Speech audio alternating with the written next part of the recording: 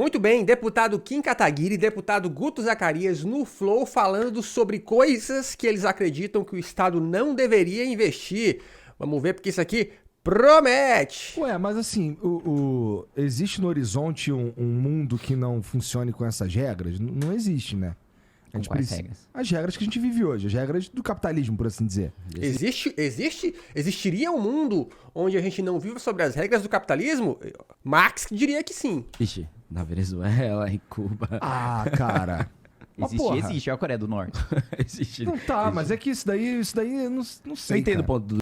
O que eles não te falam é que todos esses países aí que ele citou, Venezuela, Cuba, Coreia do Norte, vivem uma forte intervenção de um certo país aí, né? O Igor, ele tá dizendo, tipo, tem lugar que não faz isso. A questão é, no Brasil existe isso. A gente não tem que ensinar as pessoas que existe isso, porque senão aí os bancos vão lucrar mais, aí as empresas vão lucrar mais. As pessoas que são de esquerda deveriam ser as mais favoráveis à educação financeira na sala de aula. Não, é disso que vocês estão falando, eu tava aqui me sentindo meio perdido. Estão falando do famoso, o lance do novo ensino médio, né? Que eles querem trazer a ideia de educação financeira para a sala de aula. Mas tem um detalhe aí que o Guto não tá falando, tá? Parece bonito quando diz assim, olha, estamos querendo trazer educação financeira para a sala de aula. O problema é que quem é que vai dar essa educação financeira? Porque para você dar educação financeira, você precisa ter alguma nesse sentido. É isso que as pessoas que são contra o novo ensino médio criticam. É porque ele tem critérios muito genéricos para essas aulas aí. Segundo, para ter essas aulas de educação financeira aí que eles estão falando, sabe o que o MEC sugeriu aí, faz parte do projeto? É que as outras disciplinas, a carga horária seja reduzida para poder caber essas aqui. Então não estão te dando mais educação, estão reduzindo aquelas outras para te dar essa. E aí, de novo, se você pensa, mas eu acho que educação financeira é uma parada importante. Todos nós achamos. Só que o seu filho da escola pública vai, para ter essa educação financeira genérica, porque ela é genérica, ele vai ter menos aula de química, menos aula de biologia, menos aula de matemática, menos aula de filosofia. E aí, caso você ainda ache que isso é besteira, o cara da escola particular vai continuar tendo aulas de tudo isso e melhor. Sabe quem é que vai levar vantagem no vestibular? Não vai ser o seu filho pobre. Na reforma da Previdência, eu tive um debate, né, com o pessoal do PSOL, que o PSOL é o que tinha o discurso mais radical, né? Vocês querem matar o pobre, vocês querem fazer o pobre trabalhar até morrer. É sempre o PSOL, né? O PSOL virou o espantalho do MBL do Kim Kataguiri, né? Vocês querem acabar com a aposentadoria deles, né? E aí, quando a gente tava discutindo capitalização, né? Você investiu o dinheiro da Previdência. Vocês querem dar pros bancos, etc. Aí, beleza. A gente foi lá pegar no TSE a declaração de bens, né, da galera do PSOL. Que engraçado, você tem 1 milhão aqui em CDB, né? Bonito você. Kim Kataguiri. O Kim só esquece de falar que, quando você tá falando da reforma da Previdência e que como isso atingiria os mais pobres, a gente tá falando que a maioria das pessoas que recebem aposentadoria, benefício social, recebem um salário mínimo, tá? Aí ele tá comparando com, sei lá, com algum deputado aí do pessoal que ele tá falando, que tem 1 milhão de reais CDB. Você percebe que não são iguais? Deixa eu te falar uma coisa aqui pra você que tá me ouvindo. Se você vai num banco com 1 milhão de reais pra investir, ou se você vai num banco com só um salário mínimo pra você movimentar por lá, o tratamento é diferente. Ele tentar insinuar que o tratamento de alguém que tem 1 milhão de reais vai ser, ou deveria ser igual. Quer dizer, deveria, mas que vai ser igual do cara que tem um salário mínimo só, é uma balela. E aí, ele tá falando que é uma ideia de capitalização, não é isso? Uma ideia de capitalização para que as pessoas tenham uma aposentadoria e coisa do tipo.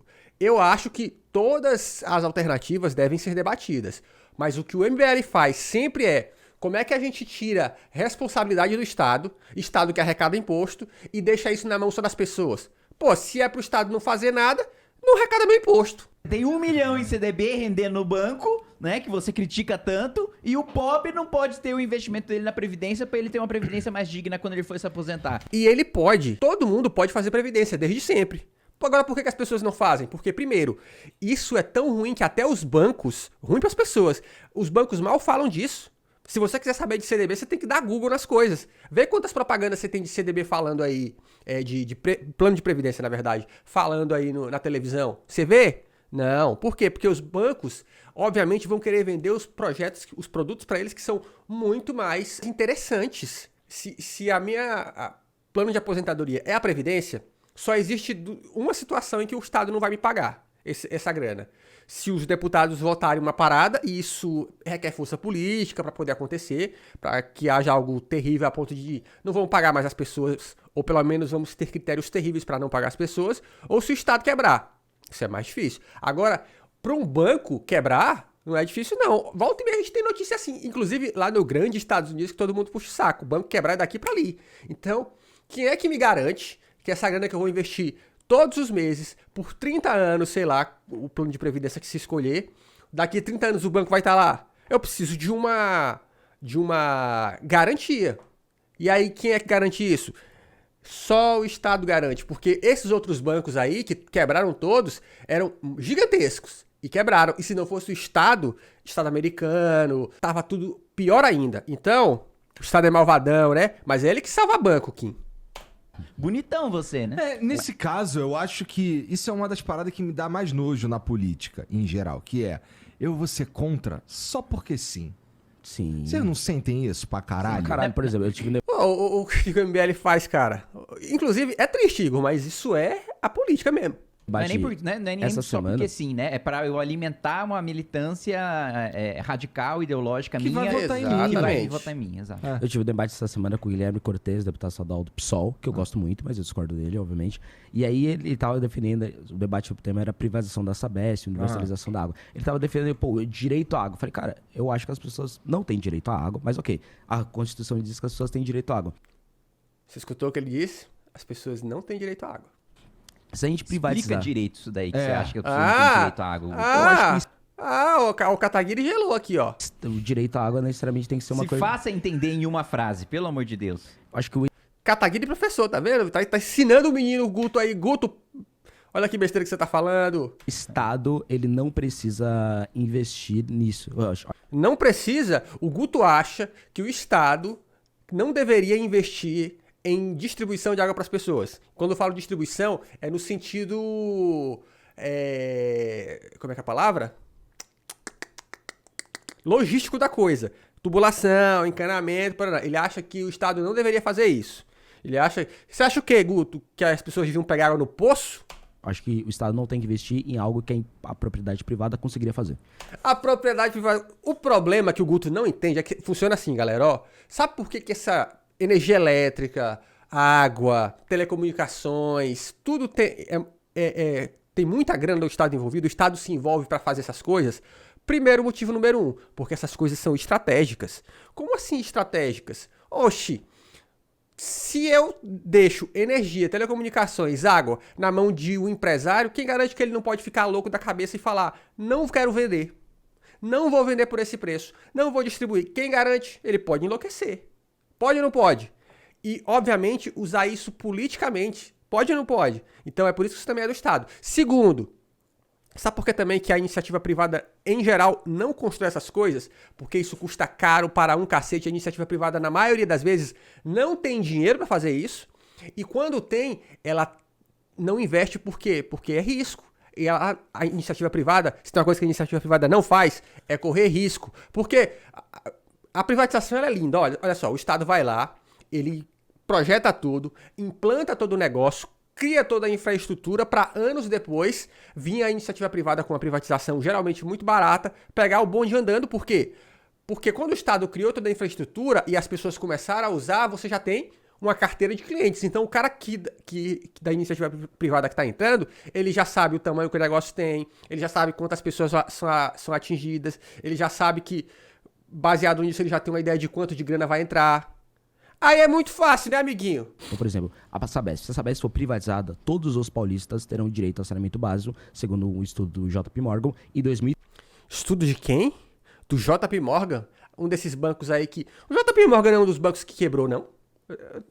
Eu tenho isso na minha cabeça, hein? Deixa eu dar um Google aqui, ó. Aqui, ó, achei. O JP Morgan não foi dos que quebrou, não. Mas ele fez um acordo com o Estado americano, pagando 13 bilhões para pôr fim às ações do subprime. O subprime, para você que não entende, lembra da crise de 2008, lá dos Estados Unidos, que era as empresas vendendo títulos e dando crédito para as pessoas que não podiam pagar, dando crédito adoidado. O JP Morgan tinha muitas dessas ações e ele vendia isso para as pessoas mesmo sabendo do risco. Olha, é essa empresa aí que fez um estudo dizendo que, olha, privatizar é bom. Ok, Guto Zacarias? 2030. Se a Sabesp continuar sendo estatal, todos os paulistas vão ter universalização da água, direito à água em 2035. Olha aqui. Ai, bicho, presta atenção. Olha o que o Guto tá falando. Se privatizar, todo mundo vai ter direito à água, que no caso é pagar a água, né? Até 2030, teoricamente. Mas se a gente continuar não privatizando, continuar sendo algo do Estado, um negócio que é estratégico, hein? Isso vai acontecer 5 anos depois. Por 5 anos, ele acha que vale a pena privatizar. Mas é de uma pequenez, né, gente? Uma pequenez estratégica impressionante, cara. Então, para todos os paulistas terem direito à água, se a Sabesp for privatizada, vai ser daqui a pouco. Direito a pagar pela água. Não. Isso mesmo, né, não, Igor? Direito a pagar. Inclusive, você aí que mora em algum estado que tinha, por exemplo, água ou energia elétrica estatal e aí depois foi privatizada, me fala aí se a conta aumentou ou se ela caiu. Ela aumentou muito ou ela caiu? Também, mas tipo, todos os paulistas terão coleta Mas de hoje esgoto, você paga sendo tratamento estatal, de água. sendo privado, você paga do mesmo jeito. Mas paga quanto, Kataguiri? Não sei, o ponto não é esse. O ponto é que direito à água, quando eu ouço isso me dá água aí, eu não vou pagar não. Entendeu? Igor, mas aí isso aí é um pensamento de adolescente, cara. No mundo real, adulto sabe que a gente paga por tudo, né, cara, infelizmente. As pessoas acham isso, mas as pessoas pagam. Sim. Isso daí que você tá falando, em que você acha que consegue fazer passar... A privatização da Sabesp? Por exemplo, cara, eu acho que é bem difícil, mas a gente não tá aqui pra fazer o fácil, a gente tá aqui pra fazer o certo mesmo que Nossa, que coisa gostosa de ouvir de um deputado, né? seja difícil. Eu quero fazer o difícil, que é ferrar com a população. Fazer com que você pague mais caro nas suas contas de água. Por exemplo, a CPI do MST, quando eu comecei a coletar... CPI do MST, hein? Que não tem nada mais legal pra investigar, não. Tá precisando investigar o MST. Pô, a galera nem finge, né, bicho? Não consegue, assim, nem disfarça. as assinaturas, a galera falou, pô, será que você vai conseguir? Você precisa de 32 assinaturas. A gente conseguiu quase 40. A gente foi lá, explicou que na questão, o MST, não é que a gente quer... Não é que, pô, não tem gente sem casa. Não, é que tem gente usando as pessoas sem casa. Tem uma galera que tá milionária usando as pessoas pobres. Quem que tá milionário usando os pobres? E a gente conseguiu 40 assinaturas. Eu Eles, acho que a privatização da Sabesp eles passa. conseguem fazer parecer que a luta é contra as pessoas que querem casa. É isso. Eles conseguem... Eles conseguem, não, mas me fala, Igor, me fala que não é. Eu tô criando uma CPI pra investigar o movimento de pessoas que não têm terra ou que não têm casa, né? Vamos pensar o que é, amigo? fazer parecer sei lá, que você não quer que... Você quer que alguém ganhe dinheiro com a água. É isso, ligado? por exemplo, a privatização da Isso, Sabesp. É tipo, exatamente. pô, você quer que as pessoas fiquem sem água? Não, eu quero que as pessoas fiquem com água mais tempo, com o Estado sendo mais eficiente, com menos cabide de emprego, com menos corrupção e que mais pessoas fiquem com água, com menos Cara, eu acho legal, né? Que ele não consegue finalizar uma frase sem usar a palavra corrupção. tempo possível. Eu quero isso. Ou seja, se a gente privatizar a Sabesp, todos os paulistas terão direito à água, tirando o estudo do JP Morgan, em 2030. Se a gente deixar estatal, todos os paulistas vão ficar com água em 2035 e é uma previsão do JP Morgan sobre política brasileira. 5 anos. Pra ele, não. 5 anos é muito pra gente esperar a nossa estatal conseguir. Vamos privatizar, porque vai dar bom. Em 5 anos a menos, vai ter o quê? Gente pagando cada vez mais caro por água. Ou seja, pode ser que entre o governo do PSOL e aí 2035 vire 2040. Ah, tá. É claro. Você imagina o PSOL governando São Paulo? Olha historicamente. Pro PSOL governar São Paulo, amigo, tem que acontecer um cataclisma. Eu quero que Existe mais um pessoas argumento- fiquem com água. Existe o argumento que a Sabesp é estratégica? Existe, todo mundo que tem um pensamento estratégico consegue entender a importância da distribuição de água para um estado, para as populações e o ganho político ou perda política que isso também tem. Não é mesmo? É lógico, mas é aquela famosa frase, né? Nada é mais estratégico do que comida. E não tem uma estatal de comida. Porque a gente sabe exatamente o que aconteceria se tivesse uma estatal de comida. Nossa, não tem uma estatal de comida aonde, cara? Ai, gente, ó. É de um pensamento raso. ia faltar comida. É aquela famosa frase do Milton Friedman, se o Estado do Brasil... Mas como vocês lambem o saco do Friedman, hein, cara? Eu tenho críticas ao Friedman também. Mas o Friedman é bom. Ele é bom. Nobel de Economia. O velhinho era foda, man. Aquela famosa frase Milton da massa era bom. Se a gente colocar o Estado para gerir o deserto do Saara... Em 5 anos faltará areia. Eu acho engraçado, né? Porque hoje o poder político são... Esses caras fazem parte do poder político. Aí eles criticam como se eles não estivessem lá, né? Sendo que eles estão lá na manutenção desse poder político. Aí eu faço perguntas claras, né? Que ideias esses caras trazem pro Estado, pra política, além das ideias de simplesmente privatizar? De simplesmente, olha... Porque a privatização é isso, ó. Eu conheço alguém que por uma grana diz que resolve isso daí. Ai, que maravilha. Exatamente. É exatamente por esse motivo que não tem uma estatal de comida. E os lugares do mundo que criaram uma estatal de comida, eles estão seguindo a regra do Friedman sobre o deserto.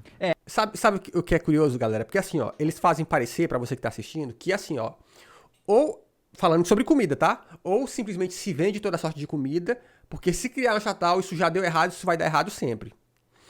O problema das coisas que dão errado são, primeiro, os modelos que foram implementados e, segundo, que interferência teve-se para que isso não desse certo, porque você tem que levar isso em consideração. Por exemplo, no Brasil, até antes do governo Bolsonaro, a gente tinha uma Companhia Nacional de Abastecimento, chamada Conab, que ela tinha uma reserva de grãos para equilibrar preço, para fazer com que o pobre para que a gente não tivesse um aumento absurdo de preço de arroz, de preço de feijão. Então, você pega grão, porque grão você guarda por muito tempo. Se você ler Bíblia aí, né? Sonho de José, guarde-se por 7 anos. Então, se guardava por quê? Porque grão, tudo é plantação. Às vezes você tem um ano de fartura, mas às vezes você tem um ano de dificuldades. Então, na dificuldade, como você tem uma reserva guardada, o preço não vai subir muito, você equilibra, tá? Porque grão você consegue fazer isso. Por exemplo, tomate não consegue fazer isso. É por isso que tomate, naturalmente, tem épocas do ano que ele tá caro pra cacete. Porque a produção baixa, a demanda aumenta, essa coisa toda. Isso é um modelo que no Brasil sempre funcionou, apesar de que o Bolsonaro jogou isso pro saco, e aí a gente viveu os aumentos absurdos de preço de arroz no governo Bolsonaro, preço de feijão. O brasileiro está deixando de comer feijão nos últimos anos, não é porque a gente cansou de feijão, é porque ficou caro pra caramba. Por quê? Porque o produtor aí não tem demanda, quando tem se exporta e essa coisa toda. Então... é estratégico, sim, se ter reservas estatais de grãos, principalmente a população mais pobre. O que eles estão dizendo aí, mas é sempre esse exemplo, né? Mas na Venezuela não tinha. Cara, a Venezuela tem uma série de problemas e um deles é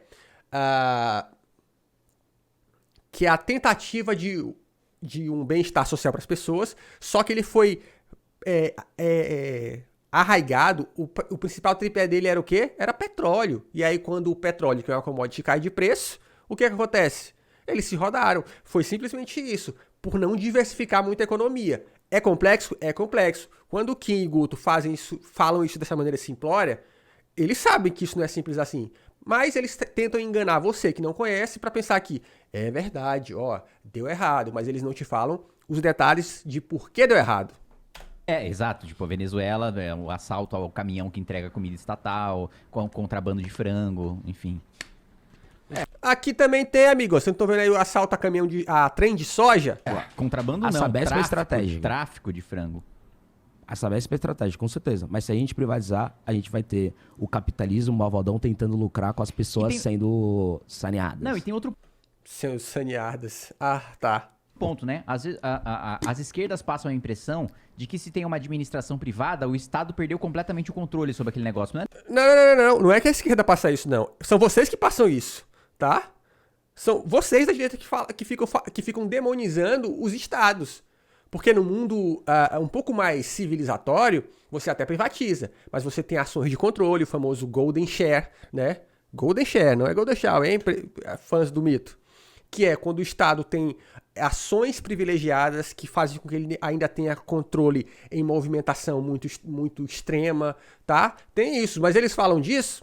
Não, é a direita que fica dizendo o tempo todo que, olha, o Estado é incapaz, o Estado não faz, o Estado é podre, sabe?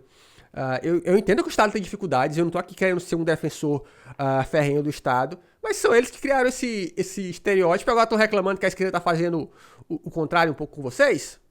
Não, meu irmão. A empresa privada continua no seu país, se submetendo às suas leis e sob a soberania do seu Estado. Né? É uma discussão que a gente tem, por exemplo, de venda de terra produtiva para estrangeiros. Ó que legal, né? Tipo, poder plantar aqui. Vocês querem vender o nosso país pros estrangeiros? Não, meu amigo, é uma terra que tá aqui. O que você acha que ele vai fazer? Que ele vai pegar a terra, vai colocar nas costas e vai levar embora pra China? Sei lá, não? Olha que curioso, o Kim tá usando o mesmo argumento que o Ian Neves usou em relação a taxar bilionário e que esses caras dizem que não, porque se taxar bilionário, eles vão embora. O Ian usou esse argumento, o Kim tá usando o mesmo agora para dizer que pode sim dar terra pública ou de alguma maneira dar acesso a terras brasileiras para o capital estrangeiro, para plantação, por exemplo. Ele acabou de falar em CPI do MST. Ele prefere dificultar a vida do brasileiro sem terra, mas ele está de acordo em abrir esse espaço para estrangeiro plantar no Brasil. Olha que legal. Isso não é novidade não, gente. Isso já aconteceu no passado. Italianos, essa galera que veio pro Brasil foi desse jeito. O Estado dizendo, venham para cá, que tem terra aqui para vocês. E os brasileirinhos que já estavam aqui, os escravos dizendo, a gente queria terra. E o Estado falando, não, para vocês é CPI, né, Kim? Não, é um produtor que vai comprar a terra aqui, que vai produzir aqui, que vai pagar imposto aqui, que vai empregar gente aqui. Mesma coisa para, sei lá, empresas de aviação. Tem um limite da porcentagem de capital estrangeiro que pode ter. O que limita a concorrência de empresas de aviação, que faz com que a nossa aviação seja um lixo. Não é... Ai, cara, A nossa aviação lixo, Kim. A Embraer é uma baita empresa, cara. A Embraer só não é maior porque aconteceu exatamente isso que você acabou de criticar. Porque a Embraer foi se dissolvendo, dando ações, aí a Boeing deu um golpe... Cara, não se engane nisso, a aviação brasileira é foda pra cacete. Os engenheiros de aviação brasileiros são foda pra cacete. O Kim tá com esse papinho. Segundo, sabe por que tem pouca concorrência no mercado de aviação? Porque isso é um mercado caro pra cacete, meu amigo. Não tem tanta gente no mundo assim fazendo avião. Não tem tanta gente no mundo assim fazendo avião de qualidade, Kim. E toda privatização você cria, ou você já tem uma agência reguladora. A Sabesp, como ela já tem uma porcentagem no mercado privado, a Sabesp já está listada em bolsa, por exemplo, ela tem uma agência reguladora. E essa agência reguladora, recentemente, ela fez um relatório dizendo que a Sabesp ela continuaria tendo a mesma lucratividade, a mesma produção. Os caras têm um tesão com lucro, né? Como assim? Empresa estatal. Ela tá dando lucro, ela tá dando muito lucro, ela tá dando lucro assim, ó, até torcer. Se não tá, nossa, que terrível. A mesma efetividade em pessoas com coleta de esgoto e tratamento de água, se ela tivesse 13% a menos de quadro de funcionários.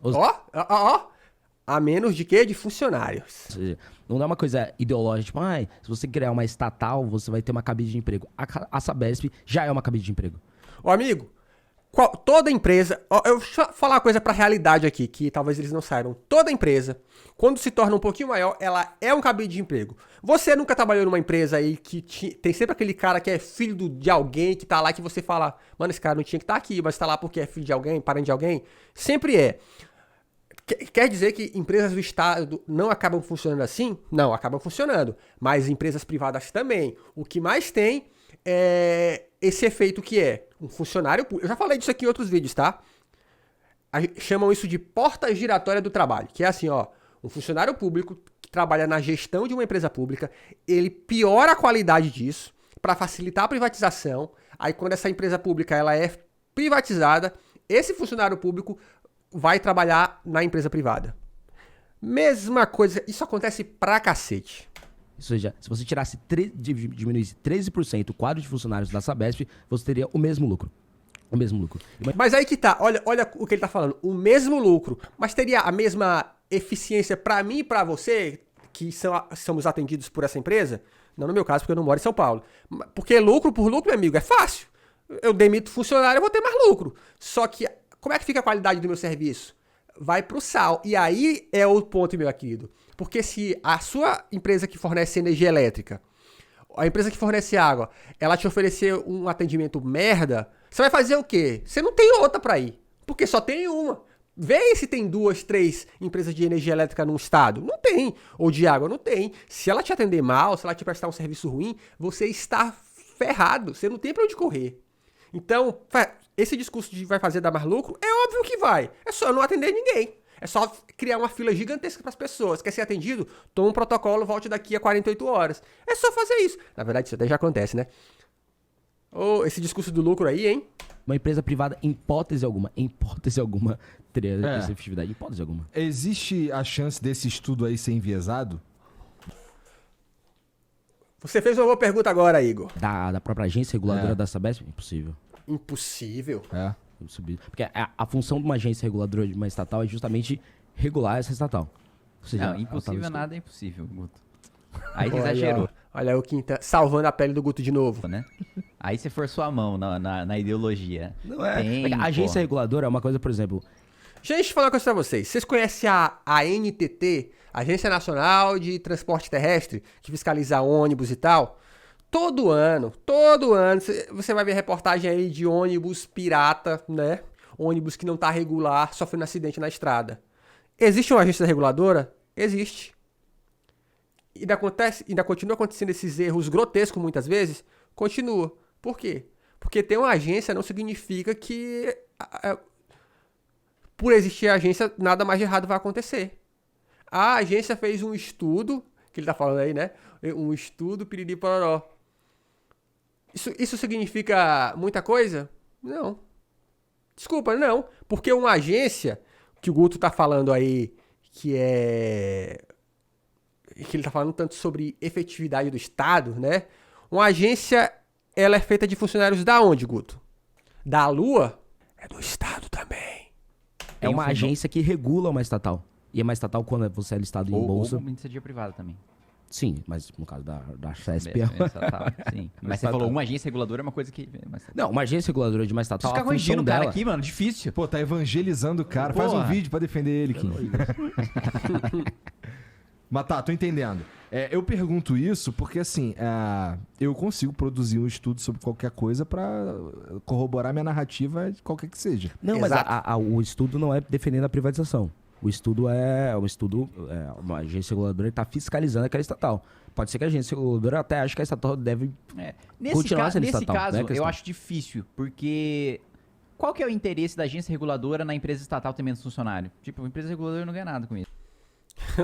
Porque é só isso que na cabeça... Ó, esse é o problema do pensamento liberal. É que ele acha que todas as motivações do ser humano são só por lucro. E eles esquecem que tem muito ser humano que já ganha dinheiro pra cacete, que continua tomando atitudes que nem dariam tanto lucro assim pra ele, mas ele faz por um negócio chamado poder. Ah, porque eu posso.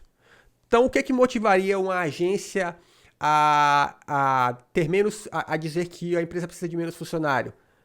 Ego, inveja, birra. É óbvio. Isso, entendeu? Se tivesse ainda algum conflito de interesse, porque tem um fenômeno que é estudado também como uma outra falha de mercado, que é o sequestro de agência reguladora. Que é quando a agência reguladora foi feita para quê? Para promover concorrência, para proteger o consumidor, etc e tal, né? Para garantir que você tenha um bom ambiente de mercado, né? Só que o que é o fenômeno do sequestro de agência reguladora? É quando as próprias empresas têm um poder em cima dos políticos que nomeiam os agentes dessas agências reguladoras e fazem com que o funcionário da empresa vá para a agência reguladora e jogue a favor da empresa. Aí sim, você tem um uso de um aparato estatal que foi feito justamente para defender o consumidor, para promover a concorrência, fazendo o contrário, fechando a concorrência e prejudicando o consumidor. Que é um desafio grande que a gente tem para combater, que acontece no mundo inteiro, mas que não deslegitima o modelo de regulação, em vez de um modelo de Estado empreendedor, em vez do modelo de Estado tomador de risco, sabe? E aquilo, Igor, a questão, a gente estava discutindo agora há pouco, como as palavras no debate público brasileiro estão perdendo valor. Gente, eu acho realmente um gargalo estatal é uma coisa cruel. Tipo, a gente poderia estar gastando esses 13% que está indo Define aí gargalo estatal. Defina, que eu também fiquei curioso. É o Estado gastando com alguma coisa que não está dando retorno para a população. Tá. Ou seja, você tá pagando um imposto e esse imposto às vezes volta pra você, às vezes ele se perde. Ou seja, é o seu dinheiro se perdendo. Então imagina se a gente tá numa periferia de São Paulo, que a gente tem várias periferias, e aí o cara tá lá se matando pra pagar imposto, etc. E esse se matando que ele tá fazendo pra pagar imposto é um dinheiro que tá vazando. Ou seja, ele tá se matando para pagar um dinheiro para a Sabesp e 13%, uma porcentagem desse dinheiro que ele tá indo, tá se perdendo. Ou seja, Tá se perdendo? Não. De novo, ele tá fazendo a leitura errada. Porque o que ele falou é que um estudo gostoso, fala que dava pra continuar tendo lucro se tivesse 13% a menos de funcionário. Então, ele tá usando essa premissa para dizer que é um dinheiro que tá indo pro lixo. De novo, com menos funcionário, que nível de entrega de serviço teria? Pior ou melhor? Eu vou chutar que seria pior. Então, esse trabalhador metafórico que ele está dizendo aí que está se matando de trabalhar para perder 3%, isso não existe, tá? Ele está fazendo uma conjectura, está indo longe. se uma agência reguladora, uma coisa que a esquerda defende no geral, agências reguladoras estatais, está dizendo que a Sabesp ela conseguiria manter o mesmo lucro, não é que ia ter prejuízo, ia ter superávit, o mesmo lucro, com 13% a mais, a gente está dizendo que as pessoas pobres estão mandando dinheiro para a Sabesp e esse dinheiro está se perdendo. Não. De novo, não são só as pessoas pobres. Todo mundo que paga para ter água em casa, que deve ser provavelmente 90 e tantos % da população. Isso é um absurdo. Isso é um absurdo. E se fosse privatizado, esse dinheiro ia estar necessariamente continuando no bolso da população ou voltando para o bolso da população. O dinheiro está se perdendo. Não estaria, não. Você está dizendo que o lucro seria igual, Guto. Você acabou de falar. Se o lucro continuaria igual e você ter com menos funcionário, o dinheiro que, entre aspas, está se perdendo, continua indo para o bolso de alguém. E no seu caso aí, que você defende a privatização, ele iria para o bolso privado de alguém. Aí eu te pergunto, em que lugar da história o empresário olhou assim e disse, terei mais lucro ou ofereceria um serviço mais barato? E ele optou pela segunda opção. Né, Guto? Puta merda. Uma coisa cruel, que é um dinheiro que poderia estar na educação, poderia estar... Ou no bolso do empresário que você gostaria que privatizasse. na saúde, poderia estar na segurança, poderia estar no bolso das pessoas mesmo. E ele tá indo por aí. E tá indo por aí. Isso é um absurdo. Bom, Absurdo essa conjectura, cara. o governo brasileiro, o Estado brasileiro, ele é um exemplo de gargalo de dinheiro público saindo do pobre e indo pro rico. Porque, e isso é uma coisa da doutrina liberal também. Muitas vezes, quando você faz um programa social voltado pro mais pobre, muito complexo, você gasta mais com a estrutura estatal que vai prestar aquele programa, aquele serviço, do que com o pobre em si. Ó, esse exemplo do Kim é perfeito, porque ele faz parecer que é só o Estado que, no ato de complexizar coisas, gasta mais com a estrutura do que com o programa. Se você estudar como os bilionários guardam dinheiro, escondem dinheiro, você vai ver que eles fazem a mesma coisa. O Facebook tem vários vídeos na internet provando isso, tá? Inclusive tem documentário no Netflix, vários também falando isso. O Zuckerberg criou um programa na época aí que ele se queimou, que era para poder pagar faculdades para americanos, piriri pororó. Ele foi lá anunciando, ó, a gente vai gastar alguns milhões, né, algumas centenas de milhões de dólares para poder pagar faculdade para estudantes americanos. Só que o que se descobriu depois de anos? É que ele gastou mais dinheiro pagando bônus para os funcionários que iam gerir esse fundo do que, de fato, em investimento pagando bolsa. Público, tá? Eu digo, privado. Facebook, Zuckerberg, os caras que lucram pra caramba. Então, essa de demonizar a gestão complexa, isso é papinho. Segundo, é impossível um Estado criar programas de benefício social com estrutura simples, galera. Por quê? Porque no mundo real, existe fraude. No mundo real, e fora que a ideia de um benefício social é dar para as pessoas uma possibilidade de poder fazer alguma coisa. Porque, de novo, no mundo real, as pessoas precisam trabalhar. Então, o Estado, teoricamente, quando cria um benefício social, está dizendo assim, ó, esse benefício social vai ser dado para você com a contrapartida de que você, de repente, vai fazer uma faculdade, tá? Ou vai botar os filhos na escola, ou vai fazer um curso. E, obviamente, se você não faz isso, você se desenquadra dos critérios para receber esse benefício social. Como é que eu vou poder fiscalizar isso? Eu preciso de um sistema / funcionários para poder... Esse cara foi para essa aula? Ou o filho foi para a escola? Então, isso tem custo, amigão, tá? Ah, mas é um custo muito alto. Você quer que faça o quê? Para as nuvens? Porque é muito fácil fazer o que o Bolsonaro fez com o auxílio lá da época da pandemia, que o critério era muito simples. O que aconteceu? Fraude para um cacete. O Bolsa Família aí, que agora se descobriu mais de 1 milhão de pessoas que estavam recebendo irregularmente. Por quê? Porque é um sistema simplão pra caramba, sem fiscalização, sem nada, sem contrapartida. Aí é moleza, né, Kataguiri? Você gasta mais com o diretor, com o subsecretário, com o secretário, com o agente da ponta, do que o cara que vai receber o benefício no final. Porque você criou uma estrutura complexa pra atender aquele... Não, Kim, pô, aí é o capitalismo básico, né, Kim? Pô, o benefício social tem um valor. O cara que gere tudo isso é outro valor, Kim. Pô, tu não é capitalista, porra? Isso é o simples de acontecer, irmão. Você lembra que agora, recentemente, o Zema aumentou o salário dele e dos seus secretários em quase 300%, sob o argumento de que é pra manter os melhores quadros? Partido Novo, inclusive, Kim. Aquele cara com determinada política pública, só que aquela política pública não funciona, não chega na ponta. Você tá no final das contas, por exemplo, judiciário, né? Ele deveria estar aí pra servir principalmente aos mais pobres. Você falou, pô, Kim, o judiciário não tá aí pra atender todo mundo? Sim, mas o mais pobre é mais vulnerável, portanto, muitas vezes, sofrendo abusos X de agentes públicos ou de agentes privados, entra na justiça pra ter seus direitos garantidos. O que acontece hoje? O mais pobre paga um judiciário mais caro do mundo e tem muito menos acesso ao judiciário do que o rico.